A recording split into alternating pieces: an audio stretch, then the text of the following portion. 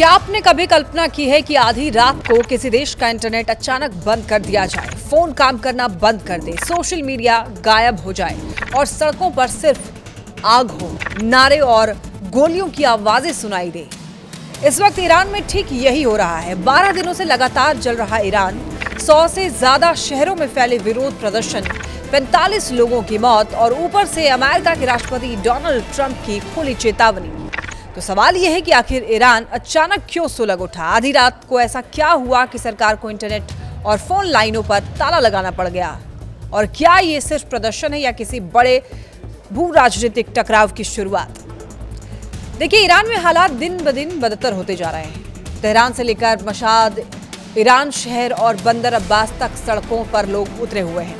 विरोध प्रदर्शन अब ईरान के सभी 31 प्रांतों के 100 से ज्यादा शहरों और कस्बों तक फैल चुके हैं।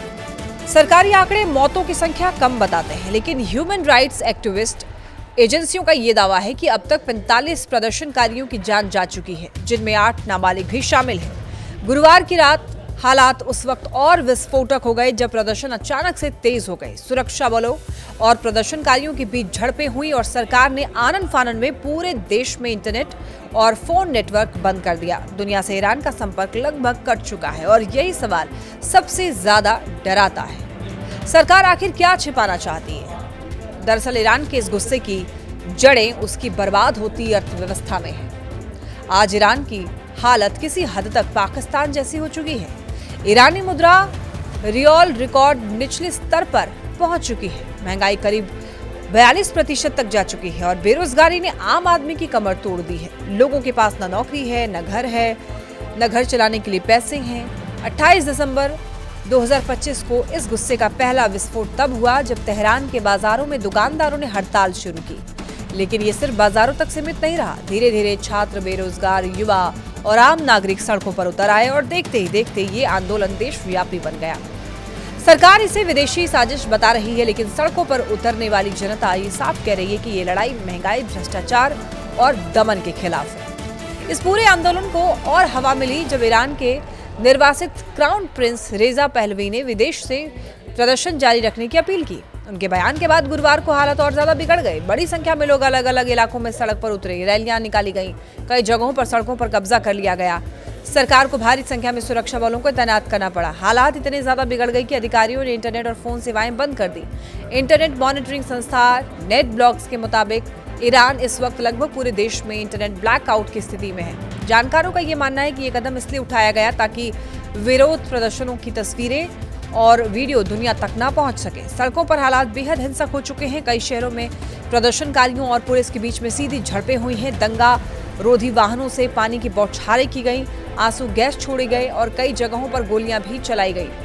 शिराज से सामने आए कुछ वीडियोस में ये देखा गया कि किस तरीके से प्रदर्शनकारियों को तितर बितर करने की कोशिश की जा रही है। और आपको बताते चलें कि हर गुजरती रात के साथ में मौतों का आंकड़ा बढ़ता जा रहा है और ईरान के सुप्रीम लीडर आयतुल्लाह खामेनेई की सरकार पर दबाव लगातार बढ़ रहा है।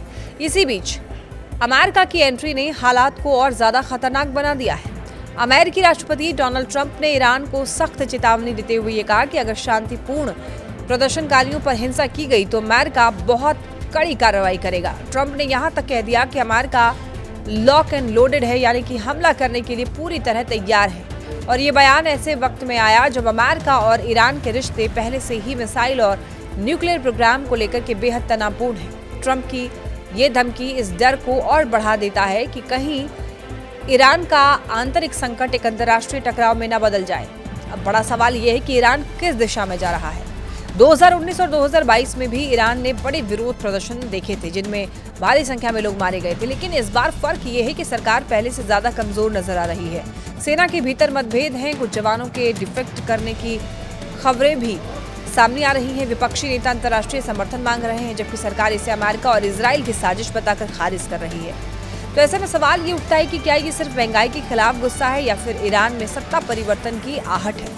फिलहाल इतना तो तय है कि ईरान आग के ऐसे मोड़ पर खड़ा हुआ है जहां पर एक तरफ भूखी और गुस्से में भरी जनता है तो दूसरी तरफ दबाव में आई सरकार और बाहर से आती हुई युद्ध की धमकियां। आने वाले दिन ये तय करेंगे कि ये आग ठंडी पड़ेगी या फिर पूरे क्षेत्र को अपनी चपेट में ले लेगी।